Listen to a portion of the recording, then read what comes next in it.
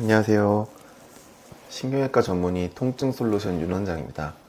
환자와 가족분들이 질병을 보다 쉽게 이해하고 올바른 결정으로 건강을 회복하시는 데 도움이 되었으면 좋겠습니다. 이번 영상에서는 많은 분들이 겪고 계시는 발 뒤꿈치 통증, 바로 족저근막염에 대해서 설명드리겠습니다. 족저근막염은 단순한 발바닥 통증이 아닙니다. 이 질환을 제대로 이해하지 못하면 치료가 늦어지고 통증이 만성화될 가능성이 큽니다. 그래서 오늘 이 영상에서는 족저근막염의 원인부터 치료법, 그리고 올바른 스트레칭 방법까지 확실하게 알려드리겠습니다.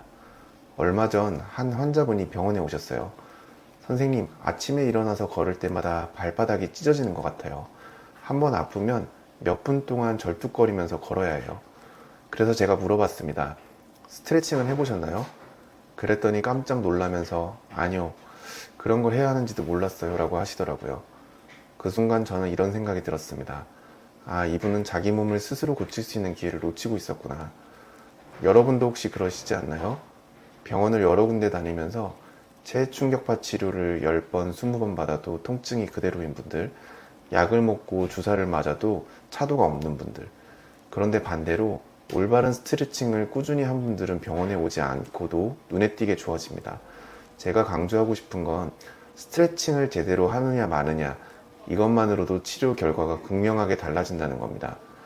그렇다면 족저근막염은 왜 생기는 걸까요? 족저근막은 발바닥을 감싸고 있는 두꺼운 섬유 조직입니다. 이게 발의 아치를 유지해주고 걸을 때 충격을 흡수하는 역할을 합니다. 그런데 이 족저근막이 반복적으로 손상되면 미세한 찢김이 생기고 결국 염증이 생겨 통증이 발생하는 거죠. 원인은 크게 세 가지입니다. 첫째, 족저근막에 과부하가 걸릴 때입니다. 너무 많이 걷거나 오래 서 있으면 건강한 힘줄도 손상됩니다. 체중이 많이 나가는 경우 발바닥에 가해지는 압력이 커지면서 손상이 쉽게 발생합니다. 평발, 즉 발의 아치가 낮거나 요족, 즉 아치가 너무 높은 분들도 위험합니다. 쿠션이 없는 딱딱한 신발을 신으면 충격이 족저근막에 직접 전달됩니다. 특히 하이힐을 자주 신는 분들은 발 뒤꿈치에 지속적인 부담이 가해지기 때문에 통증을 쉽게 경험할 수 있습니다. 둘째, 스트레칭이 부족할 때입니다.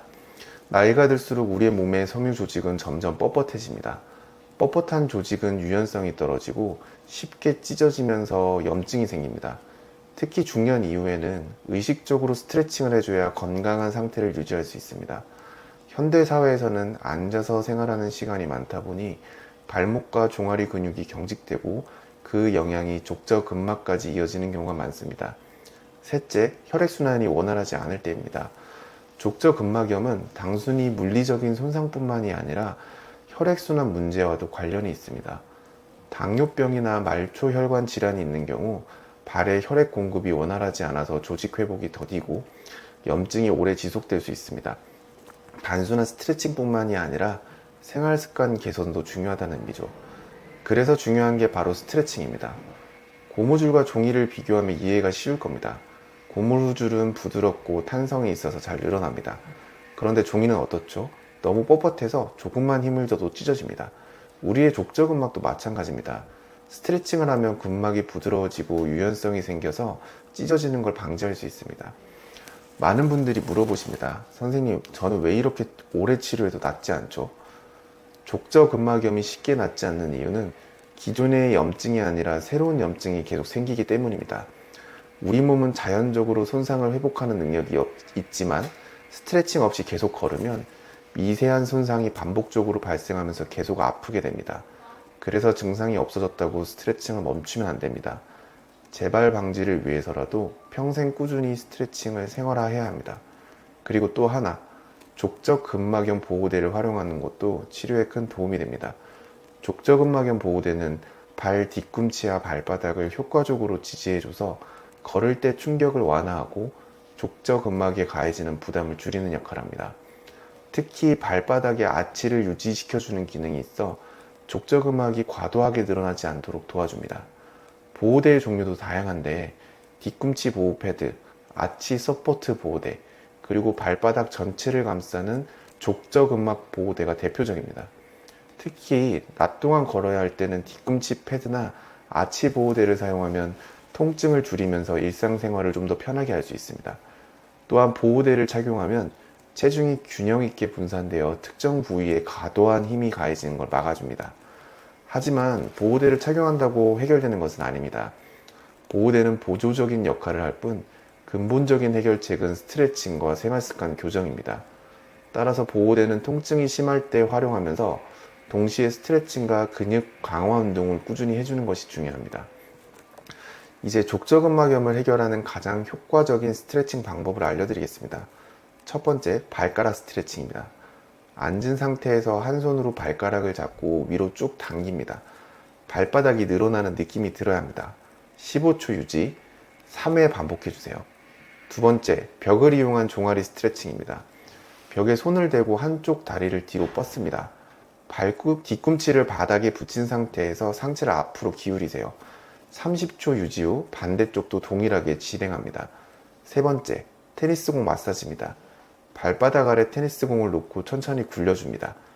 특히 아픈 부위를 집중적으로 마사지하세요. 하루 5분에서 10분 정도 해주시면 됩니다. 많은 분들이 물어보십니다. 선생님, 저는 왜 이렇게 오래 치료해도 낫지 않죠? 족저근막염이 쉽게 낫지 않는 이유는 기존의 염증이 아니라 새로운 염증이 계속 생기기 때문입니다. 우리 몸은 자연적으로 손상을 회복하는 능력이 있지만 스트레칭 없이 계속 걸으면 미세한 손상이 반복적으로 발생하면서 계속 아프게 됩니다. 그래서 증상이 없어졌다고 스트레칭을 멈추면 안 됩니다. 재발 방지를 위해서라도 평생 꾸준히 스트레칭을 생활화해야 합니다. 이제 여러분이 꼭 기억해야 할 한마디를 말씀드리겠습니다. 스트레칭은 제대로 그리고 꾸준히 해야 효과가 있다. 족저근막염은 방치하면 만성화되고 심하면 수술까지 가야 할 수도 있습니다. 스트레칭과 함께 보호대를 활용하면 더 효과적으로 통증을 줄이고 회복 속도를 높일 수 있습니다. 이 영상을 그냥 보고 끝내지 마시고 지금 당장 따라해보세요. 오늘부터 실천하는 것이 여러분의 발 건강을 지키는 길입니다. 내용이 도움이 되셨다면 구독과 좋아요 부탁드립니다. 감사합니다.